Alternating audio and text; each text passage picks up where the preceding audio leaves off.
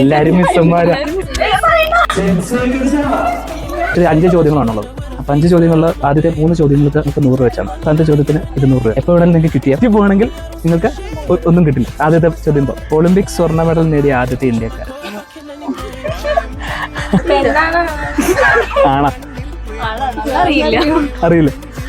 ഉറപ്പാണ് അറിയില്ല. അഭിനവ് ബിന്ദ്ര. കേട്ടിട്ടുണ്ടല്ലോ? കേട്ടിട്ടുണ്ട്. ടീച്ചർ കേട്ടിട്ടില്ലേ? എന്നാ ഒരു ചോദ്യം കൂടെ കൊടുക്കാം.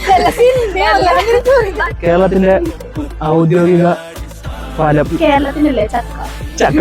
യെസ്, കറക്റ്റാണ്. 200 രൂപ കൊടുക്കാണ്. ആണാണ്. ഇല്ല, വാങ്ങൂല.